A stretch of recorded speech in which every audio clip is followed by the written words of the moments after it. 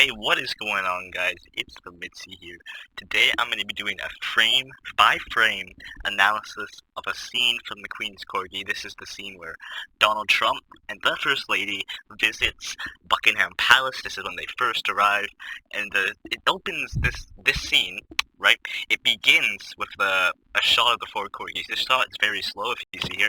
As you can see, it lasts for less than a second, and just for some clarification, this scene takes place right after the scene where all of the Corgis are racing to get to the front of Buckingham Palace, right?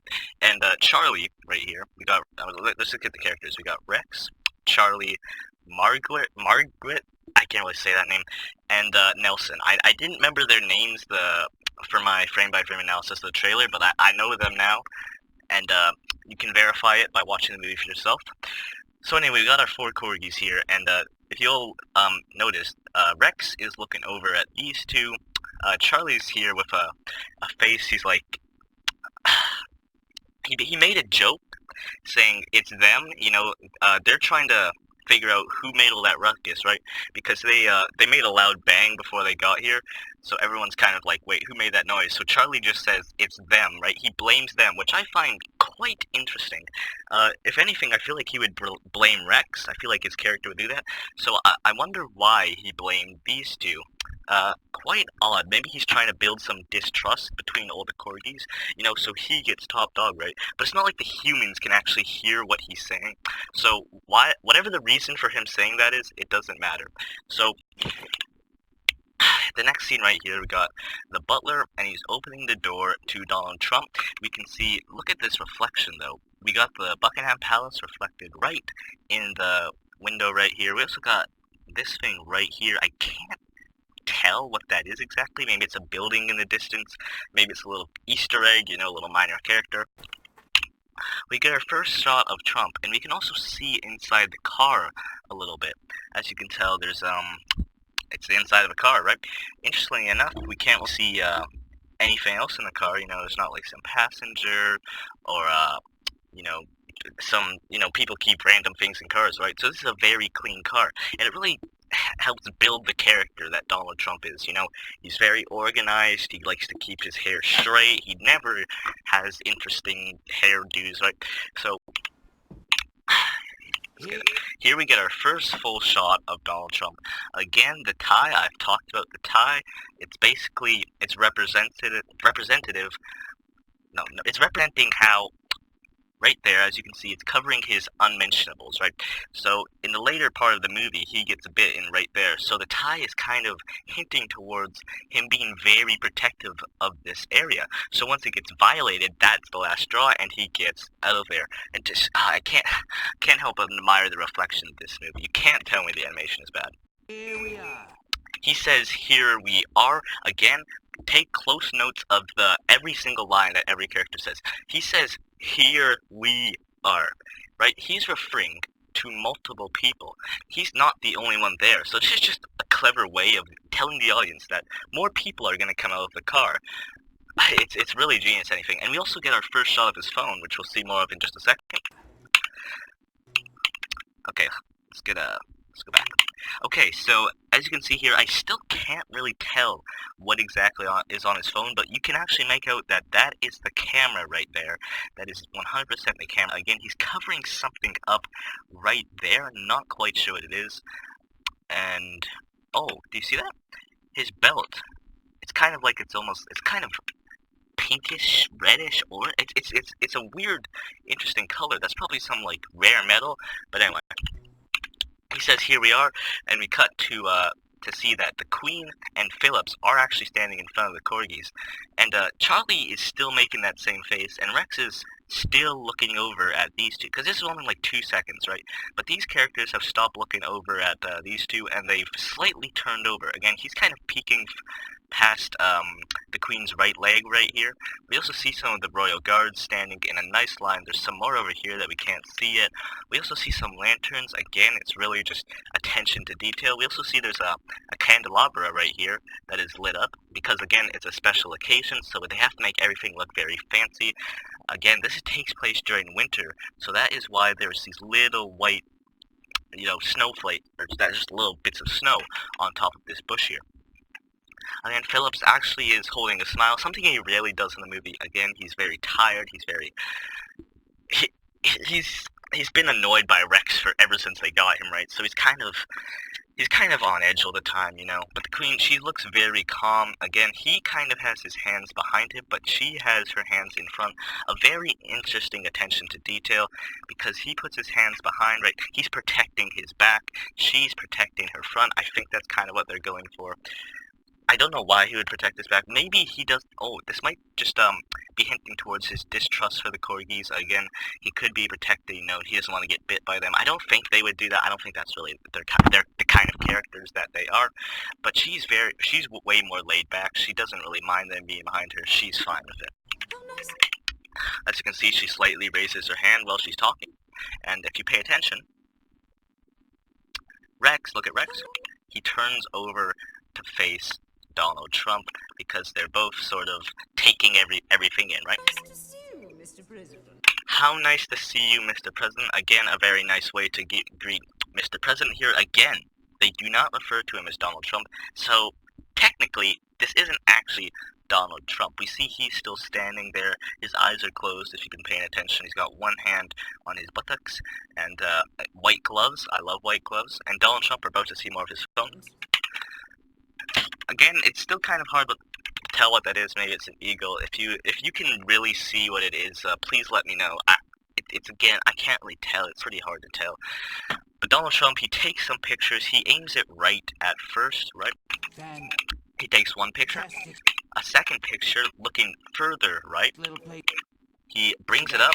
He turns it slightly, like diagonally, right? It goes like in this kind of shape and takes a picture to the left.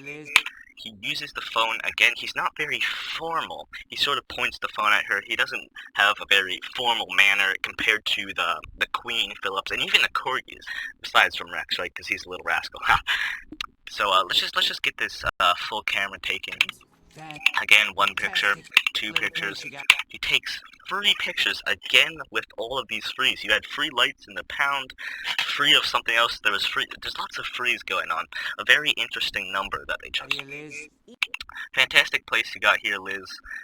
Again, he's very informal. He refers to the Queen as Liz, while she refers to him as Mr. President, which I'm sure they were going for Donald Trump. So if she was being informal, she would refer to him as Donald Trump. Again, Donald Trump is he doesn't really know the British way, so he's going like, hey Liz. He has a camera, he takes pictures with the flash on. I forgot to point that out. The flash is on, which is pretty rude, because that thing can be bright if you shine it straight into someone's face.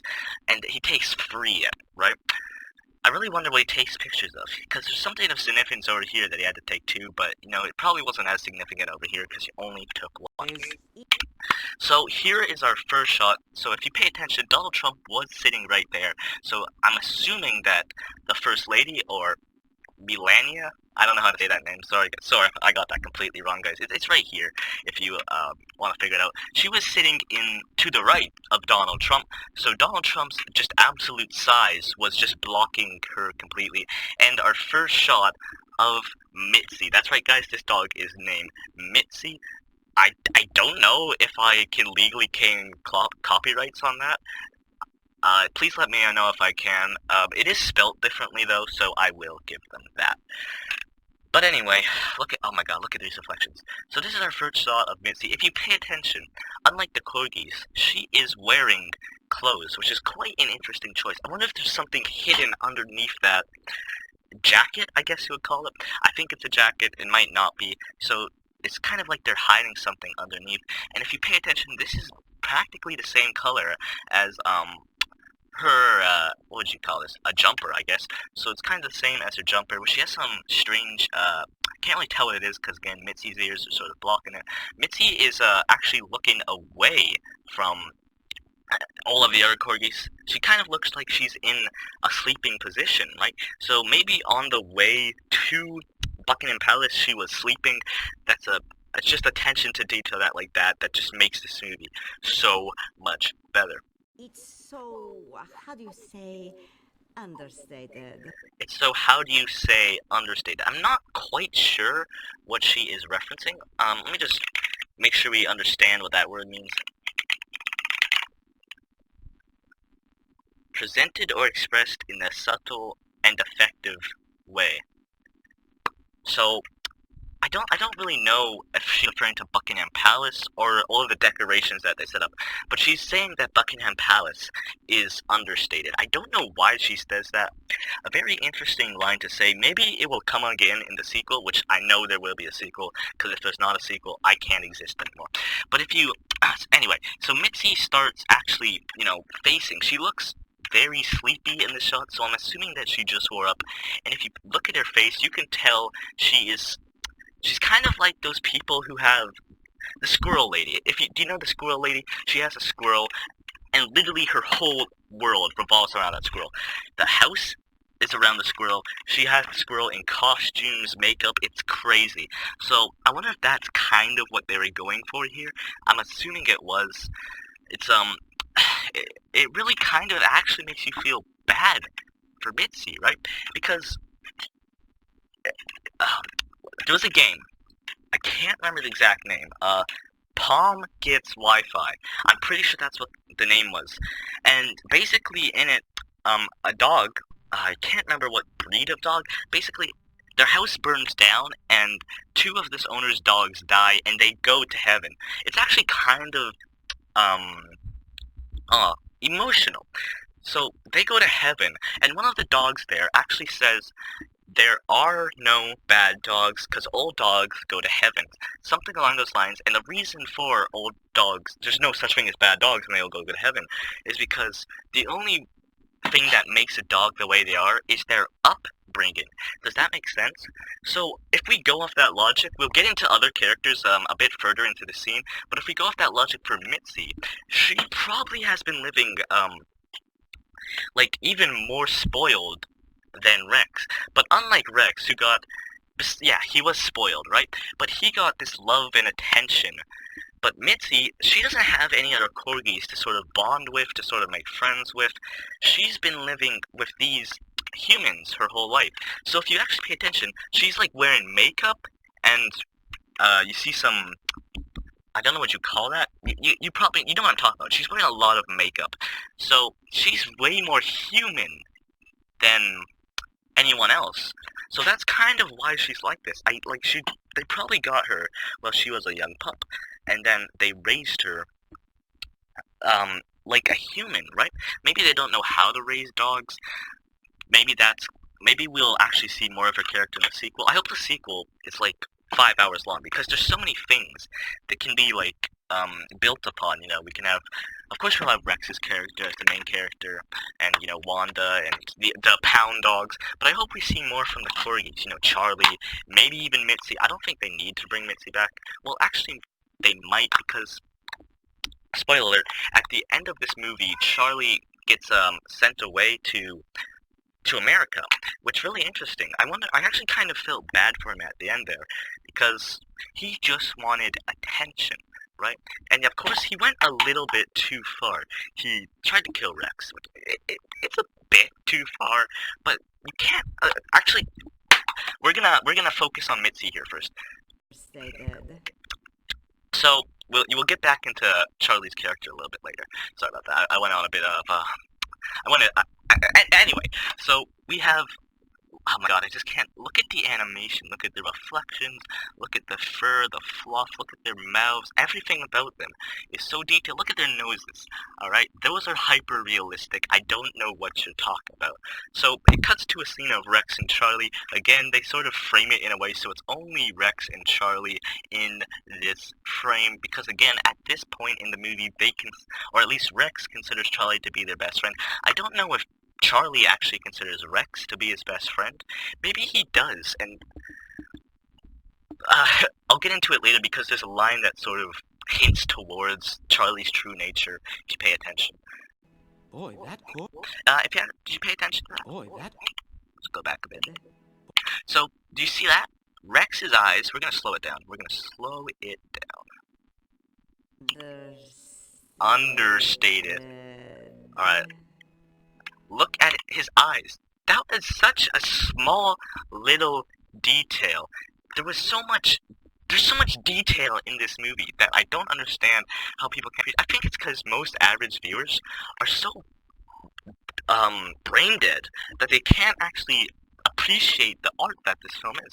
His eyes subtly move up and down because he's inspecting, Mitzi or the First Lady from top to bottom. So he's just kind of inspecting them to see uh, their full body type. I know that. I don't know what I'm trying to say. But anyway, let's see what he says. Boy, that corgi is ugly. Boy, that corgi is ugly. So Rex actually kind of insults Mitzi here, and you kind of feel a little bad for Mitzi here, because again, Mitzi didn't choose to be the way she is. She was brought up that way, and I feel like this is a problem. I'm not saying this is this movie's problem, because again, I feel like this movie needs a sequel, because there's so many things they can keep going for, right? Oh, what was I trying to say? Again, so Mitzi's upbringing, she was brought up that way, and Rex kind of insults her, so you kind of feel a little bit of, bad for her, and I really hope if they do make the sequel, I feel like she has to come back, along with Charlie right here, because I feel like they need to build on their characters a bit more, so we can have, because I already feel a little bit emotionally connected to them. I understand his position, I understand how Rex feels, I understand how everyone feels. I feel like Rex, like, at the end of the movie, he seems pretty happy that Charlie's leaving, but again, it's kind of like the next day, that's when you start to feel the worst. You don't realize what you have until it's gone. So I feel like he'll start missing Charlie a bit. Again, he does have more friends, but I wonder if Charlie will return. Maybe that'll be like the sequel plot. I don't know. Let's just go back a bit so we can. I set this back, Charlie. Right. That corgi So Charlie looks towards Rex. He's listening to what he's saying. is ugly. Rex looks straight over at Charlie just to sort of get an agreement from him to see how he reacts to Mitzi. Because, again, I feel like deep down, Rex feels very lonely. Because sure he has everything, but since he has everything, those who have less than him don't really connect with him in the way that they should. So he looks over at Charlie here just to sort of be like, hey, you agree with me, man, huh? That Corgi's ugly, right, man? Haha. It's just so good, man. Ugly. Oh, see, Charlie gives a bit of a laugh. He's like, So he kind of agrees with Rex here. At this point in the movie, I feel like Charlie truly does have some sort of connection with Rex. I feel like he doesn't truly hate him, but I think the thing that he hates is that Rex is top dog. I just wonder what would happen if Rex was never top dog, and in fact there was just never any sort of top dog. I wonder how that would shape Charlie as a character, and how it would shape Rex as a character. I just wonder how a movie would go. Maybe someone can write a fan fiction about that. Maybe they can make a prequel, or no, not a prequel, an alternate universe version where something like that happens. It'd be pretty damn interesting. I've sniffed prettier bottom. Charlie says a pretty interesting line right here. I've sniffed prettier bottoms. Now, that might not seem significant, it's just kind of a joke. Maybe he is just saying it as a joke, just to kind of be funny as well. Again, friends, they try to make each other laugh, so when someone makes a joke that makes them laugh, they're gonna try and make another joke off that joke to make their friends laugh, because they want to be in on the joke trend, right? But looking at that line, if it's not a joke, it actually has some pretty deep implications. So he says, I've sniffed prettier bottoms. Now, the only character we really know the full story of is Rex, because we see him as a super young puppy being, becoming top dog, becoming the queen's corgi. So we know why he is the way he is, but Charlie, on the other hand, not so much. Even Nelson and Margaret, we can assume they've been there for most of their lives, right? Because there's a certain line where Nelson says, I remember my days when I was top dog, and I led the queen, or the the residents to the fire. You know, he sniffed out the fact that there was a fire there, so we know that at some point he was top dog, and he probably kind of had the same experience as Rex. Maybe not to the degree that Rex had it, so maybe that's why he's a bit more mature, or maybe that's because he just kind of went through the same experience as Rex. We don't really know, but the point is, we don't know anything about Charlie's backstory. All we know is that when they first got Rex, Charlie was mostly, a full-grown dog. He wasn't a pup, so he's probably like a year, or he's above a year old. Because Rex is only like, he's not, I don't think he's even older than a year in this. Not really sure though, so we know Charlie is a little bit older than Rex, but they're kind of the same age, so that's why they become friends, because they are younger. Young kids friend young kids. It's kind of weird when a young kid has a 50-year-old friend. We're not going to get into that. So what's interesting is Charlie, since we don't know his backstory, when he says, "I've sniffed prettier bottoms," it makes you wonder, when did Charlie enter Buckingham Palace? He might have been at the pound just like Rex was, and it makes you wonder, who are Rex's parents? Who are Charlie's parents? Because Charlie says, "I've sniffed prettier bottoms." So we're going to assume, going off that line, if it's not a joke, that Charlie lived in the pound, so maybe there was some dogs there. Dogs, when they meet each other, they sniff each other's bottoms, right? Because we speak in the British way. It's just a way of greeting. It's nothing, dirty, right? I think if a human did that, that would be considered pretty dirty. So again, it's just a way of greeting. So Charlie clearly has met other dogs outside the palace, unlike Rex, who probably can't actually remember his time outside the palace. So since Charlie lives in the pound, maybe he kind of had a rough experience in there, and he was gotten when he was a year old, and that's why we see him when they get Rex. That's why we see him kind of wanting to get the attention that Rex is getting. So Rex is getting all of the attention, but Charlie, who also at the same time is sort of new to the palace, isn't getting anything. He's not getting any attention, not getting any love, not getting any presents, or any, merchandise based on him. That's why he turns out the way that he is. And that's just going off that line, right? There's a few more lines that hint towards a darker past. Not even a dark past, just kind of an empty past. He didn't get any attention or any love. I just clicked end there. It's perfect. We're back to the scene. So he didn't get any attention, and maybe it's because, again, Charlie doesn't look as, good as Rex. That's kind of what I think they were going for. Rex looks way cuter than Charlie is. It's a pretty interesting choice for animation. I don't think they were just doing that, just wanted to make, Rex is the main character, he's the only one that can be cute. I think it has an actual effect on the story, because Rex is getting all the attention because he's the cutest. Because it makes you wonder, if Charlie was the same as Rex, I don't think Rex would get all the attention. I think if they got Rex and he looked like Charlie, but Charlie looked like Rex, I think Charlie would be top dog. It would no longer be Rex. It's because the order of cuteness, I think it kind of goes in the order they're standing, which is quite interesting. Let's just go back to see. So we have Rex, Charlie, Margaret, and Nelson. That's the order. I think that's kind of the order of cuteness. That's what they were going for. It goes Rex, Charlie, Margaret, and Nelson. I think that's what they were going for, and it's not. I think that's a choice in animation that really actually has an effect on the story. It's not just there to make Rex, he's the main character, he's the only one you should like. I think they were doing that as an actual story, a way of telling a story, and it makes you really feel bad, specifically for Charlie. These guys, they're kind of just there. They're not that important in the story. They do some, minor things, but again, they're not the most relevant to the story.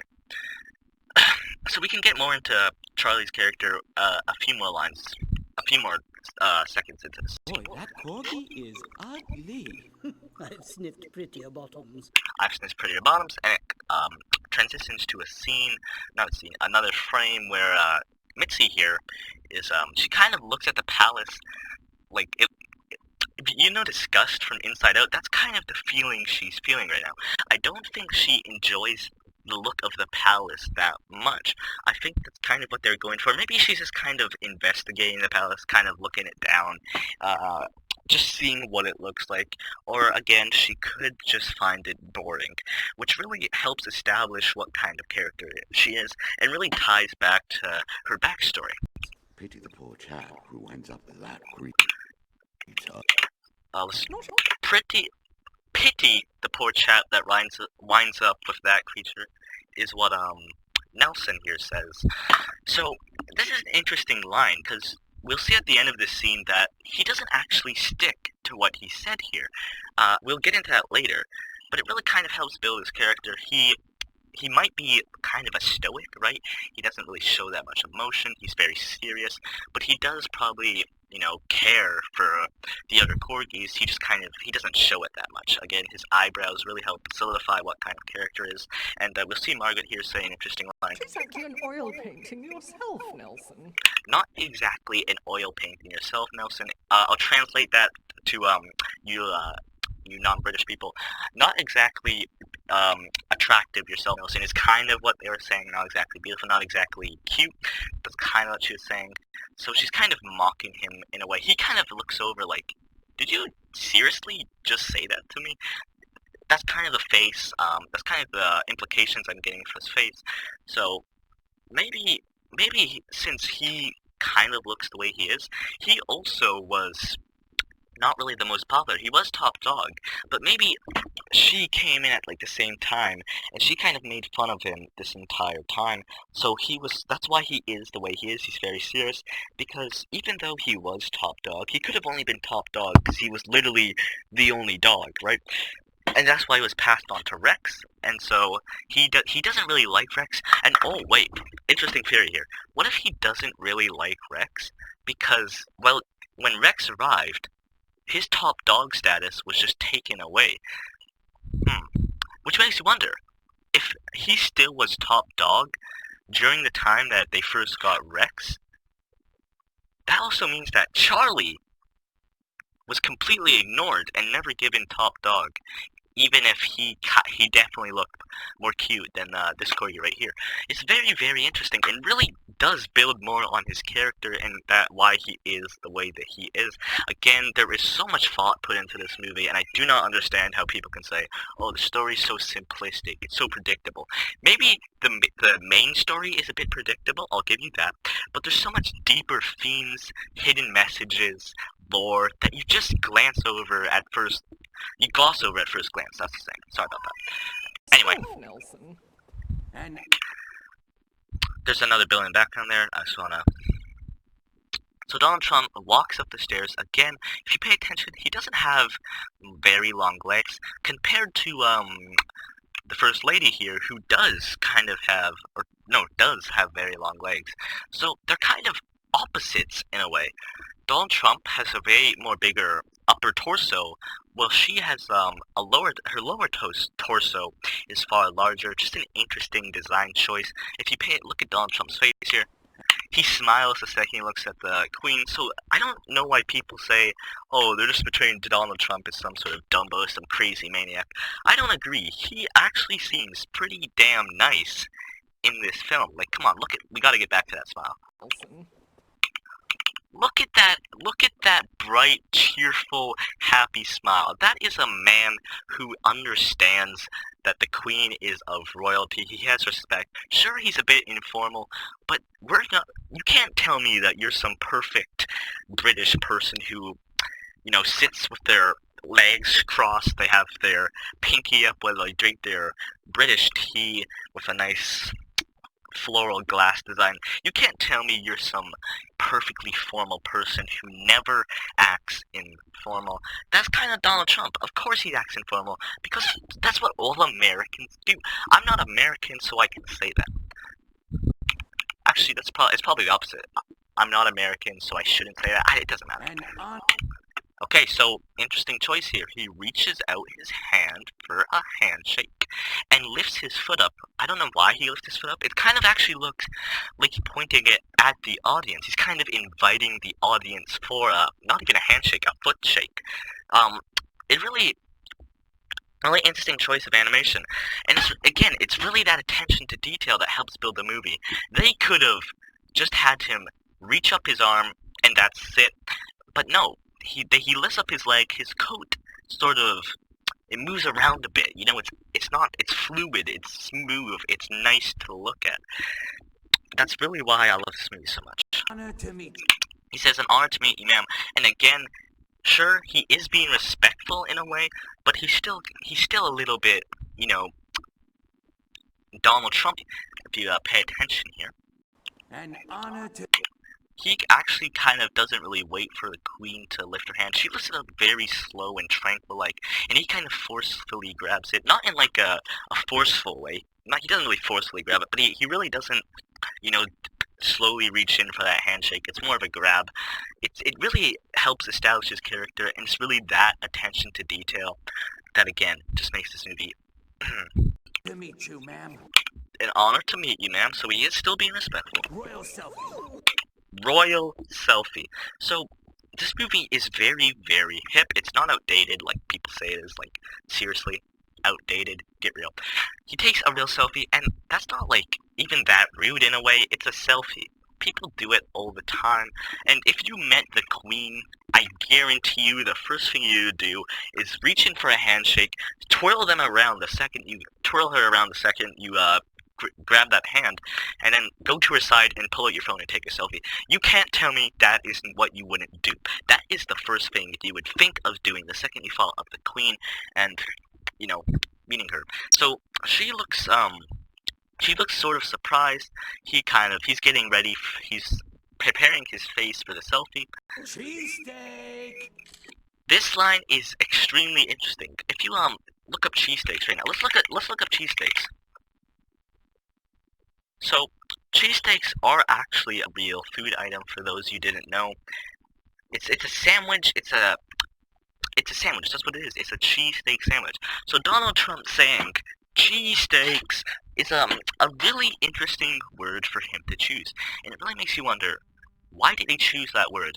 I actually have a theory that prior to arriving at Buckingham Palace, they probably landed, like, in the morning or even yesterday, and they probably went off for a dinner somewhere or a breakfast, a lunch, a brunch. Really, it could have been any sort of dinner really. Actually, in a later scene, we see them eating dinner, so I'm assuming that. Sorry about that. I'm assuming that it was lunch, so he probably had cheesesteaks for lunch, and that's why he says cheesesteaks here. Sometimes there's something I do in the middle of the day, like maybe I look at a certain word, and then I just keep saying that word over and over again. It's a very real thing, and it really helps make these characters feel more alive. Okay, but we gotta look at his face first. Again, it's very, very Donald Trump. They absolutely nailed his character. Even if I said, they weren't necessarily going for Donald Trump, which again, I still think there's a slight possibility they weren't actually going for Donald Trump. Like, if someone accuses them of going for Donald Trump, they can they can just say, no, we're not. It's not. We never refer to him as Donald Trump. They can say that, and there's nothing they could say against that, right? She gives a sort of half smile, of course she's gonna be nice, she's the queen, come on. She's the queen, she's the sweetest person alive, of course she's gonna give a nice smile. Donald Trump, I love this smile, this is personally, I wish I could achieve that level of facial in my life. And actually, I didn't even notice this, she's wearing little earrings. Again, they didn't have to put that in the movie, but they did, and look at the shadows! Look at the shadows. That is truly masterful. I don't even think Toy Story 4 had shadows. I didn't see the movie, so I don't know. Who, pray, is this Wait, what'd she say? Who, pray? I don't necessarily know what she's going for. Someone could kind of reach out to the screenwriters, right? Screenwriters. I think the screenwriters are the ones who write the script. If someone could tell me, figure out what she says there, then maybe we can look into it a bit more, figure out the meaning, kind of figure out what exactly they were going for right there. Please let me know if you can figure that out. So, we're going to see exactly who she's referring to in a second. this delightful little muppet? Who who pray whatever is this delightful little Muppet, and in a hilarious gag. That's the First Lady, ma'am. That's the First Lady, ma'am. It's a hilarious gag. If you actually pay attention, Little more. she does point at Mitzi, not at the First Lady. So it's a hilarious gag that Donald Trump thinks that she was referring to the First Lady as if she didn't know who she was. It's truly a masterful gag. And if you actually look, Mitzi, she looks like she knows that the Queen is referring to her, and she seems to take pride in the fact that she's being referred to. Again, it really helps build her character, and we really figure out who she is. Even in the first frame she's in, which is something a lot of modern animated movies, or lesser known ones, or indie animated movies, we look at their character, and we can't really figure out who they are the second we look at them. But you can look at Mitzi, and you instantly know what kind of character she is. This is perfect animation. That's... Oh, did you hear what she said? Is this delightful little Muppet? Which is an obvious reference to Kermit's suicide. A very dark reference, but I think it really is a worthy inclusion in this movie, because I think a lot of things that modern kids films, not even animated movies, something that modern kids films are lacking these days are dark humor. Is dark humor. Why do so many kid movies have to only be tailored towards kids? Because when you make a kids movie, for younger, like, not like 15, like teenagers, not for teenagers, but for like younger kids, of course the parents are gonna be there watching the movie with their kids. So I don't know why more movies don't include scenes or lines like this. I really hope they do in the future. I really hope this movie sets up it really hopes it just sets up modern cinema. And I really hope that it gets a sequel, and if it does make a sequel, I trust you guys and myself that we make sure that sequel makes bank, so we can get a prequel, a prequel, a TV show, merchandise, really all of those things. There really is some merchandise, but that was only at the premiere, and I'm really, really jealous of the kids that got the merchandise. I wish I was there. I wish I was invited. I wish I had read that magazine. First Lady, ma'am. That's the First Lady, ma'am. And if you actually look closely, Phillips, he moves over slightly, and if you want to know why, it's because he is being formal. Look back at that scene. Lady, ma'am. He was standing right there, and it's not really like in line with the door. So he moves over just to make himself look better, to make it look more formal. It's just a little minor thing. They never had to show Phillips walking a little bit, but it really makes the characters feel more alive. If he was just standing there frozen, it would be really, really strange just to watch him stand there while the Queen says her lines. So this little attention to detail is really what makes this film truly masterful. I know I've said that a lot, but I just can't stop. It's just true. No. So obviously she wasn't referring to the First Lady. She was referring to Mitzi. So she's just saying that. And I actually didn't notice this. You see this? There is a ring on her hand, on her ring finger. Again, did they have to show that? No. Did they have to show this watch? No. The ring is gold, and it looks like there might be a diamond in there. I'm not really sure. The watch is gold. Can't tell what time it is. If we could really see that time, 4K, we could zoom in and see what time it was, so we could confirm if it was brunch or like dinner or lunch or breakfast that Donald Trump ate. I think I'm going for brunch. I feel like that's kind of judging by the angle of the shadows here, the sun is somewhere up in this direction. If you pay attention to the angle of the shadows, it seems like a sort of brunch time, lunchtime type of lighting. I meant that. Oh, these. I meant the. And if you actually catch that, she never finishes her line. She says, I meant the. But then the First Lady catches on that she was referring to the Corgi here, Mitzi. And actually, Mitzi kind of looks like, she's kind of like, even a little bit upset that these two didn't actually realize she was being referred to. Which again, really helps, really gives you some deeper looks into her true character. She's lived her whole life being the sort of a center of attention. I'm assuming she was the center of attention. Maybe she wasn't, and maybe she actually wasn't getting that much attention or love. So when the Queen gives her that attention, she feels she feels like she is of value. But then when Donald Trump here thinks that the First Lady is being referenced as the delightful little Muppet, it makes her a little bit upset. These are very But then she smiles again when the First Lady actually catches it, again going back to her backstory. beautiful pet dog Mitzi. Beautiful pet dog Mitzi, and again, Beautiful pet dog Mitzi. did you catch that? She gets a little scratch, but not that much. It really and she seems to actually, go back here. State of the Sorry, I went pet ahead a bit. dog Mitzi. She gets a little scratch, and she clearly really enjoyed that little chin scratch. She shook her tail a lot, so she really, she felt loved in this little moment here. But I don't think she gets enough love. I think that's her character. Your Majesty, are She's smiling again, Donald Trump's smiling. Everyone's pretty happy in this scene. I think it's a great scene. originally from the great state. It's so good. It's so cute too. So Donald Trump gives her a little bit of a do. Again, she kind of laughs, she actually kind of seems very, very sweet in this very moment. It kind of actually breaks what you thought. She seems like a very sweet corgi, but again, her looks kind of go against that, contradict that, and it makes you just realize looks aren't actually everything. Which is a very powerful message. It doesn't matter how I look, it matters how I am. Of Texas. So we find out where she's from, the great, did she say the great state of Texas? What'd she say? From the great The great state of Texas. So she is from Texas, which, you don't quote me on this. I don't think Texas is necessarily the best place to be raised as a corgi. Not necessarily as a human, but I don't think corgis are gonna have it that well there.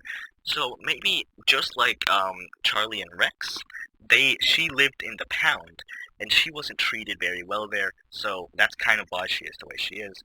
And so they brought her into America. The White House. That's probably where she lives. state of Texas. She's delightful. She's delightful, going back to that delightful little Muppet line. We're going to find a mate for her. And we get the whole plot point that's happening here. They bring Mitzi along so they can find a mate for her, and it really makes you wonder, did they think they were gonna find a mate here or just in London? Because the Queen says, well, maybe she can have one of mine, so obviously the Queen didn't actually know they were bringing Mitzi along. Or maybe she did, but Donald Trump never told her they were actually trying to find the mate for her. But when Donald Trump realized there was some corgis, he's like, oh, this is the perfect opportunity. This is the moment we get to seize our moment, right?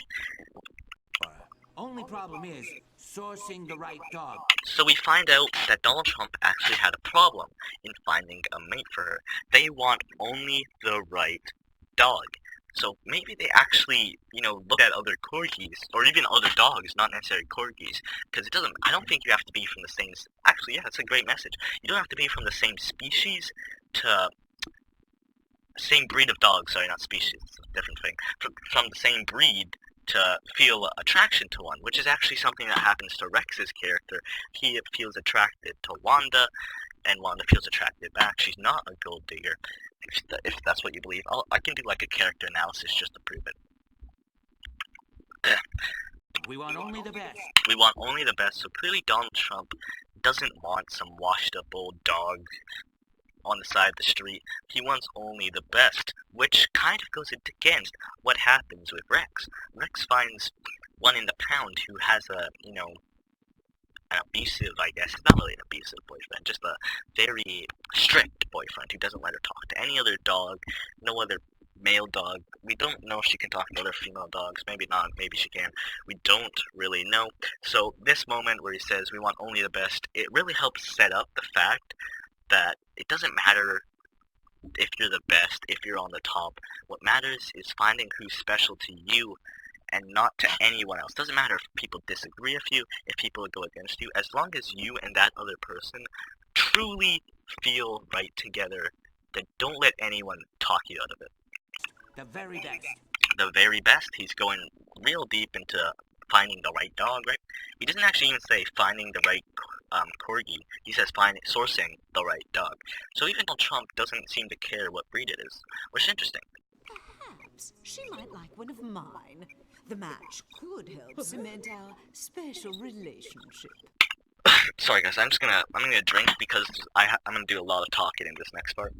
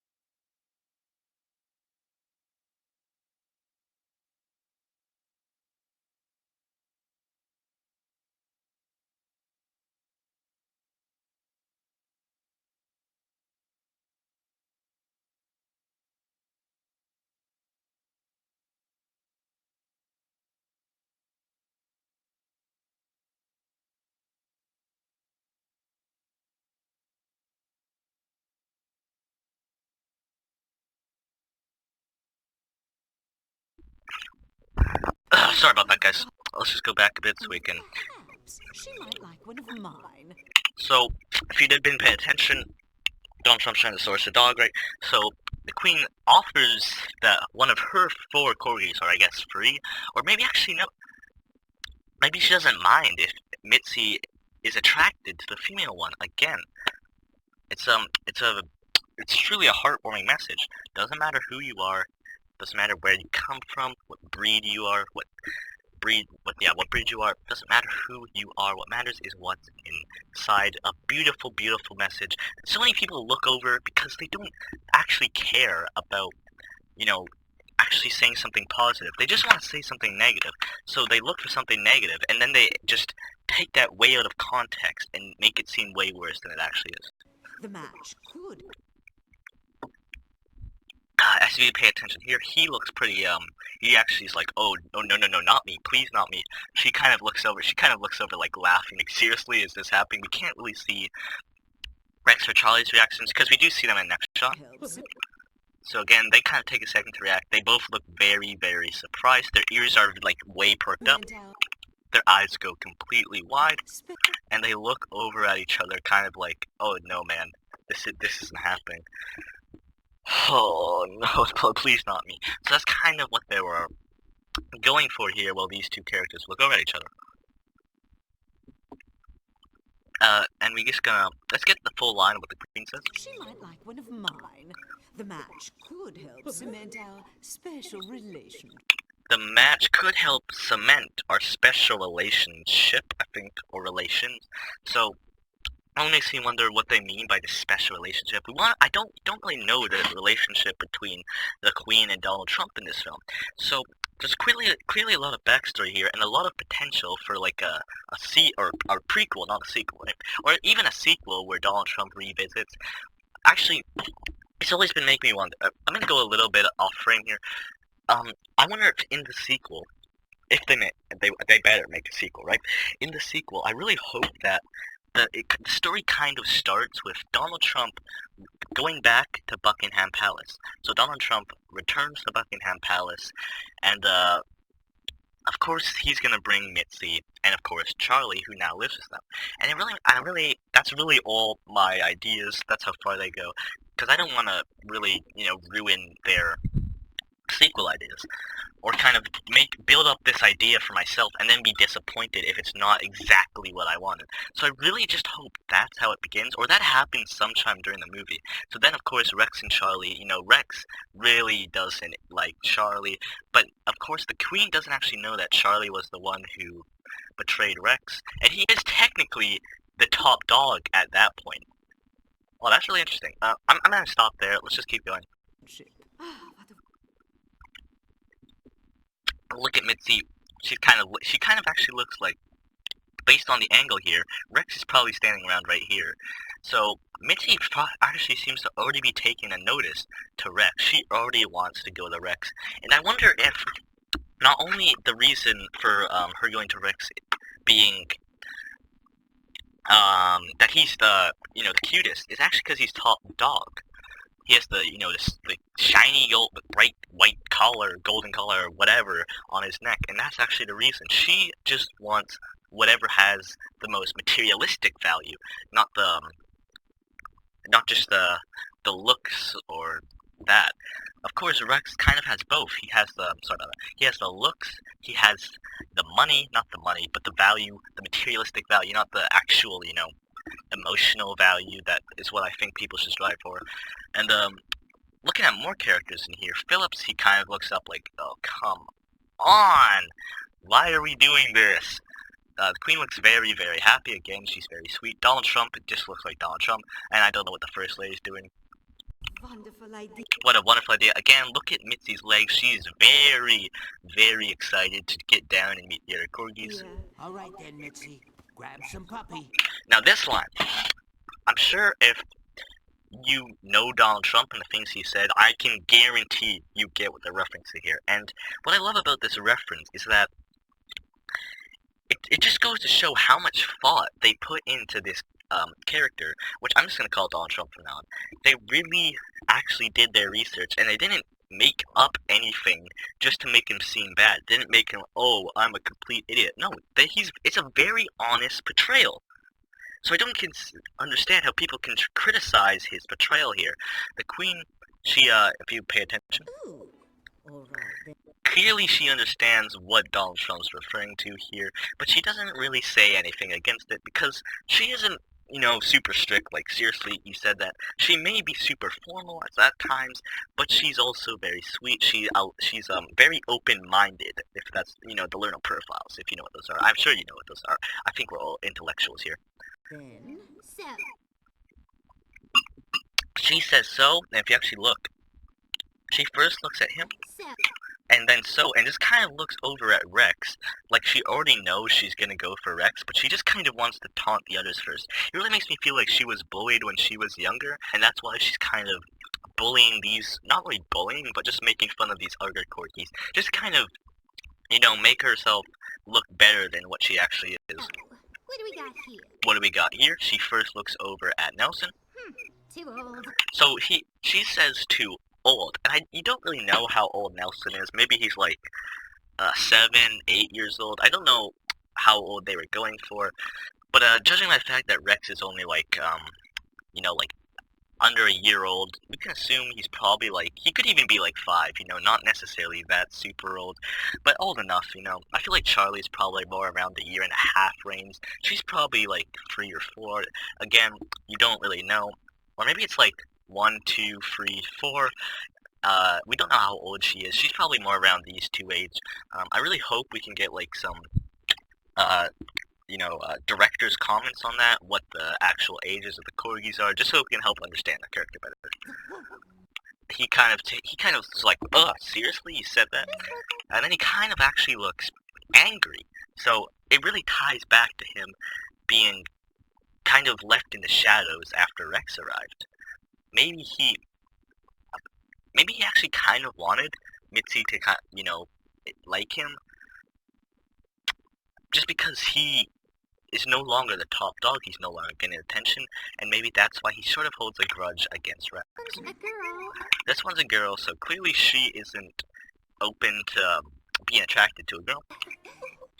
She gives a little laugh. She kind of looks like okay, I don't really care. So she's more laid back. I feel like she probably is just kind of like least. She doesn't really have any hatred towards anyone. She just kind of likes everyone mutually. She doesn't really have anything against anyone. Too boring. So, very, very interesting line. Look at Charlie's reaction here. He seems genuinely angry. I beg your pardon. I beg your pardon, yes, but he doesn't get a response. So I feel like this moment really helps show his true colors. I feel like this line might have been the thing that pushed him closer to just wanting top dog more. which is really interesting because when Charlie gets the idea to to get Charlie or not get Rex out of the picture. He seems like he has been planning on doing so for quite a while. Like at the scene where it happens, Rex is no longer considering himself to be top dog. He feels like the queen doesn't like him. He's like, of course she does. Again, he's trying to, be friendly towards Rex. He's saying, of course she does. Nothing would ever change that. And Rex is like, I don't think so. And then he says, maybe I should just run away. And that's when Charlie really gets the idea. So I feel like Charlie wasn't actually gonna ever do anything to make Rex not top dog. But when the opportunity came to him, that is when he wanted to do it. Charlie's actually, this has been interesting. I've been saying seize your moment quite a lot, and that's obviously a reference to Coco. And in Coco, if you haven't seen it, you should really watch it. I think that's truly a good movie. In Coco, the main villain is betrayed his best friend. He poisoned him because he was refusing to continue doing his music, continue to make the money. So he's like, this is my moment. Now I can take away what he had and take it as mine. That's kind of like Charlie's character, but I think Charlie, deep down in the pit of the deepest part of his soul, doesn't actually hate Rex, but hates the collar that he wears. He hates the title that he has.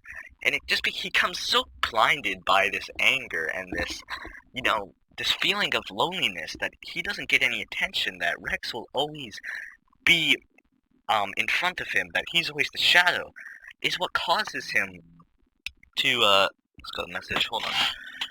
That's what causes him to, push Rex off the bridge. So, I really hope that if they do a sequel, they can sort of explore his character more. I hope that is what happens. You're cute and fluffy. So she says, you're cute and fluffy. Again, she has, I didn't notice her tail is very pink. She goes in for the booty. She takes a nice lift. Even all the characters are, like, appalled by this. He's kind of like, he goes in, like, he's like, oh, did that really just happen? So maybe as these very royal and formal corgis, they don't do that anymore. They can't do that. Come on, we're a royalty. So that's why they don't do it. So when she does it, he doesn't like it very much. She's not giving consent.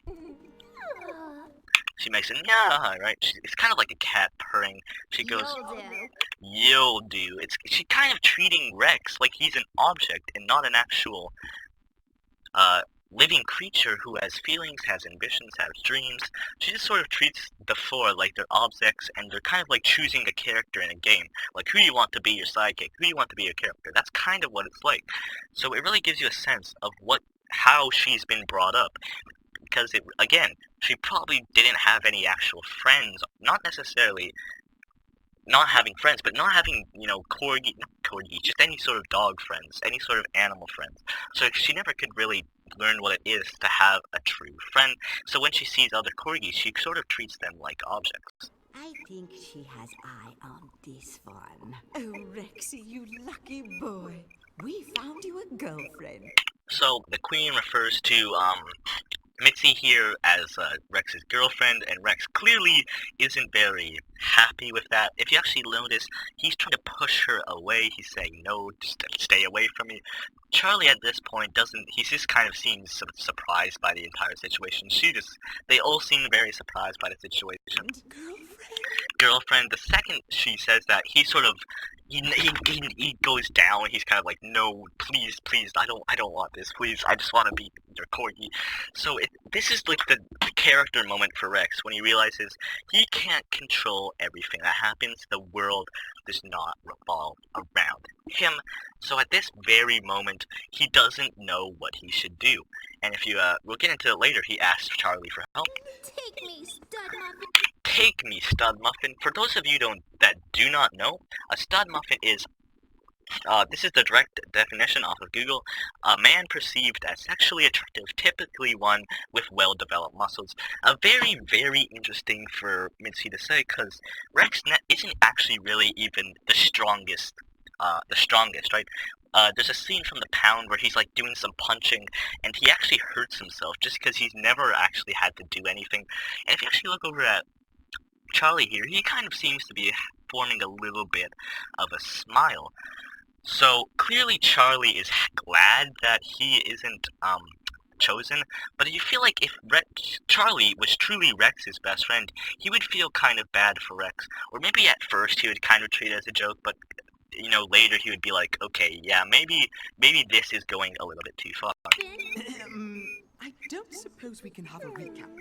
Again, she nuzzles up against him because she really is trying to show she chose Rex, but Rex still clearly doesn't want it. His ears are down real low. I'm actually surprised that none of the humans noticed his stance here. We can have a recount. I don't suppose we can have a recount. Very, very interesting line. We also get a first shot of to the right of the entrance of the palace. Again, we see more bushes. It's clearly very well maintained, very well trimmed. It keeps going to show how formal the Buckingham Palace is and the residents compared to Mitzi, who seems way less. She has like makeup and everything. It's really less, formal, if you ask me. You might say makeup's more formal. I disagree. I feel it kind of takes away that authenticity.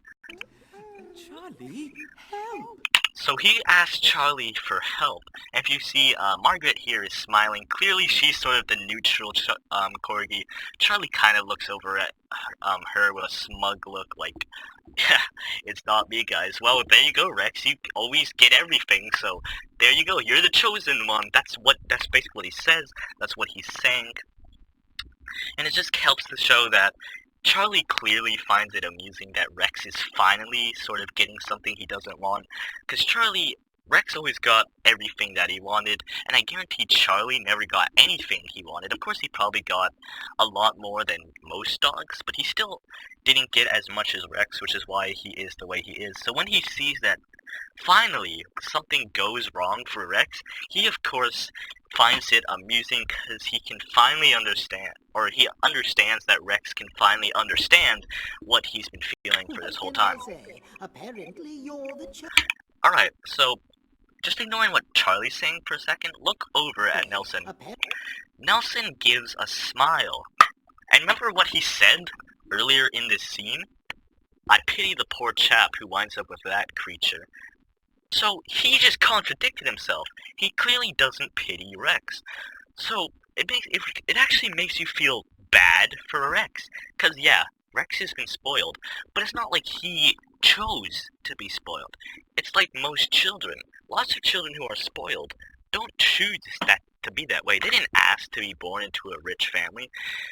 So, since he's a dog, right? So dogs work functioning differently than humans. So, since Rex has been spoiled for his entire life, of course, it makes him act a little bit differently.